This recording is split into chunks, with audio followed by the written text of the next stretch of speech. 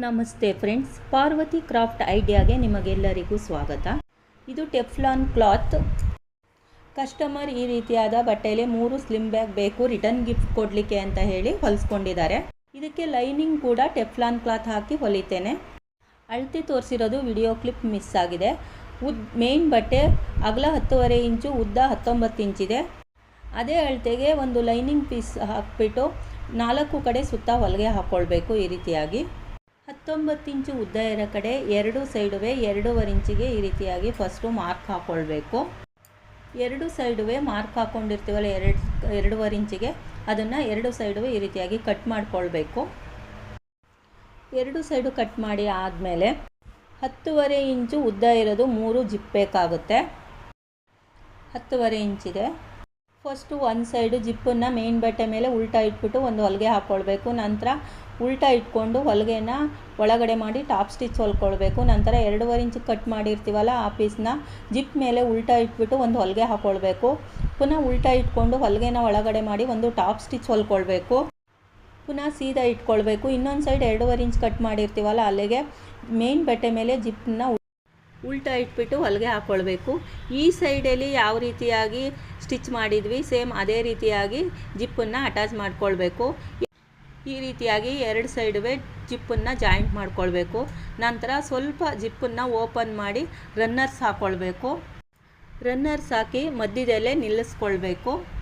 ಇನ್ನೊಂದು ಸೈಡು ಕೂಡ ಅದೇ ರೀತಿಯಾಗಿ ರನ್ನರ್ಸನ್ನು ಹಾಕ್ಕೊಳ್ಬೇಕು, ಮಧ್ಯದಲ್ಲೇ ನಿಲ್ಲಿಸ್ಕೊಳ್ಬೇಕು. 10.5 ಇಂಚು ಅಗಲ 19 ಇಂಚು ಉದ್ದ ಇರೋದು ಲೈನಿಂಗ್ ಬೇಕಾಗುತ್ತೆ. ಇನ್ನೊಂದು ಜೊತೆಗೆ ಇನ್ನೊಂದು ಚಿಕ್ಕದು 10.5 ಇಂಚು ಅಗಲ 11 ಇಂಚು ಉದ್ದ ಇರೋದು ಇನ್ನೊಂದು ಲೈನಿಂಗ್ ಪೀಸ್ ಬೇಕಾಗುತ್ತೆ. ಚಿಕ್ಕ ಲೈನಿಂಗ್ ಪೀಸ್ನ ಒಂದು ಸರಿ 1/4 ಇಂಚು ಒಂದು ಸರಿ 1/4 ಇಂಚು 2 ಸಲ ಫೋಲ್ಡ್ ಮಾಡಿಬಿಟ್ಟು ಒಂದು ಸೈಡ್ ಹೊಲ್ಕೈ ಹಾಕ್ಕೊಳ್ಬೇಕು. ದೊಡ್ಡ ಲೈನಿಂಗ್ ಪೀಸ್ನ ಈ ರೀತಿಯಾಗಿ ಸೆಂಟ್ರ್ ಮಾಡ್ಕೊಳ್ಬೇಕು. ಸ್ಟಿಚ್ ಮಾಡಿದಾಗ ಸೆಂಟ್ರ್ ಕರೆಕ್ಟಾಗಿ ಹೊಲಿಗೆ ಬರಬೇಕು. ಮೇಲ್ಗಡೆಯಿಂದ 1.5 ಇಂಚು ಅಥವಾ 2 ಇಂಚು ಕೆಳಗಡೆಗೆ ಇಟ್ಬಿಟ್ಟು ಲೈನಿಂಗ್ ಚಿಕ್ಕ ಲೈನಿಂಗ್ ದೊಡ್ಡ ಲೈನಿಂಗ್ ಮೇಲೆ ಅಟ್ಯಾಚ್ ಮಾಡಬೇಕು. ಈ ರೀತಿಯಾಗಿ ನಂತರ 2 ಸೈಡುವೆ ಸ್ಟಿಚ್ ಮಾಡ್ಕೊಳ್ಬೇಕು. ಲೈನಿಂಗಿಗೆ ಹಾಫ್ ಲೈನಿಂಗ್ ಅಟ್ಯಾಚ್ ಮಾಡಿರೋದು ಮೇಲ್ಭಾಗ ಬರೋ ಹಂಗೆ ಮೇನ್ ಬಟ್ಟೆನ ಉಲ್ಟಾ ಇಟ್ಬಿಟ್ಟು 2 ಸೈಡುವೆ ಈ ರೀತಿಯಾಗಿ ಹೊಲಿಗೆ ಹಾಕ್ಕೊಳ್ಬೇಕು. ಹೊಲಿಗೆ ಹಾಕಾದ್ಮೇಲೆ ಸೀದಾ ಮಾಡ್ಕೊಳ್ಬೇಕು. ಸೀದಾ ಮಾಡಿಕೊಂಡು 2 ಸೈಡುವೆ ಒಂದು ಈ ರೀತಿಯಾಗಿ ನಾನು ತೋರಿಸ್ತಿರೋ ರೀತಿ ಫೋಲ್ಡ್ ಮಾಡಿ ಇಟ್ಕೊಂಡು ಲೈನಿಂಗ್ ಹೊರಗಡೆ ಕಾಣದೇ ಇರೋ ಹಾಗೆ ಒಂದು ಟಾಪ್ ಸ್ಟಿಚ್ ಹೊಲ್ಕೊಳ್ಬೇಕು. ಈ ರೀತಿಯಾಗಿ ನೀಟಾಗಿ ಟಾಪ್ ಸ್ಟಿಚ್ ಹೊಲ್ಕೊಳ್ಬೇಕು. ಟಾಪ್ ಸ್ಟಿಚ್ ಹೊಲ್ದೆ ಆದಮೇಲೆ ಸೆಂಟ್ರ್ ಮಾಡ್ಕೊಳ್ಬೇಕು. ಸೆಂಟ್ರ್ ಮಾಡಿಕೊಂಡು ಒಂದು ಸೆಂಟ್ರಿಗೆ ಹೊಲಿಗೆ ಹಾಕ್ಕೊಳ್ಬೇಕು. ಸೆಂಟ್ರಿಗೆ ಹೊಲಿಗೆ ಹಾಕಿ ಆದಮೇಲೆ ಸೀದಾ ಇಟ್ಕೊಳ್ಬೇಕು. ಸೀದಾ ಇಟ್ಕೊಂಡು ಎಕ್ಸ್ಟ್ರಾ ಲೈನಿಂಗ್ ಏನಾದರೂ ಇದ್ದರೆ ಕಟ್ ಮಾಡ್ಕೊಳ್ಬೇಕು. ಕಟ್ ಮಾಡಿ ಆದಮೇಲೆ 2 ಸೈಡುವೆ ಹೊಲಿಗೆ ಹಾಕ್ಕೊಳ್ಬೇಕು. ಇಲ್ಲಿ ನಾನು black colour ready belt use ಮಾಡ್ತಿದ್ದೇನೆ. 52 ಇಂಚು ಉದ್ದ ಇದೆ. ನಾನು ತೋರಿಸ್ತಿರೋ ರೀತಿ ಒಂದು ಸೈಡು ಫಸ್ಟು 1.5 ಇಂಚಿಗೆ ಮಾರ್ಕ್ ಹಾಕ್ಕೊಳ್ಬೇಕು. ಇನ್ನೊಂದು ಸೈಡಿಂದನೂ ಕೂಡ 1.5 ಇಂಚಿಗೆ ಮಾರ್ಕ್ ಹಾಕ್ಕೊಳ್ಬೇಕು. 1.5 ಇಂಚಿಗೆ ಮಾರ್ಕ್ ಹಾಕಿರ್ತೀವಲ್ಲ ಜಸ್ಟ್ ಅಲ್ಲಿ ಹ್ಯಾಂಡಲ್ನ ಇಟ್ಬಿಟ್ಟು ಈ ರೀತಿಯಾಗಿ ಸ್ಟಿಚ್ ಮಾಡ್ಕೊಳ್ಬೇಕು. ಇನ್ನೊಂದು ಸೈಡು ಅಷ್ಟೇ ತಿರ್ಸ್ಕೊಂಡು ಹ್ಯಾಂಡಲ್ನ ಈ ರೀತಿಯಾಗಿ ಜಸ್ಟ್ ಅಡಿಕೆ ಈ ರೀತಿಯಾಗಿ ಇಡಬೇಕು. ಮಾರ್ಕ್ ಹಾಕಿರ್ತೀವಲ್ಲ ಅದರ ಅಡಿಕೆ ಇಟ್ಬಿಟ್ಟು ಹೊಲಿಗೆ ನೀಟಾಗಿ ಗಟ್ಟಿ ಕೂರೋಂಗೆ ಬಾಕ್ಸ್ ಟೈಪ್ ಹೊಲಿಗೆ ಹಾಕ್ಕೊಳ್ಬೇಕು.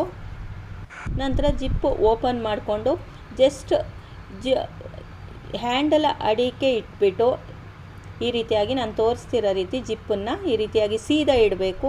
ಸೀದಾ ಇಟ್ಬಿಟ್ಟು ಹೊಲಿಗೆ ಹಾಕ್ಕೊಳ್ಬೇಕು. ಹೊಲಿಗೆ ಹಾಕಾದ್ಮೇಲೆ ರನ್ನರ್ಸ್ ಹಾಕ್ಕೊಳ್ಬೇಕು.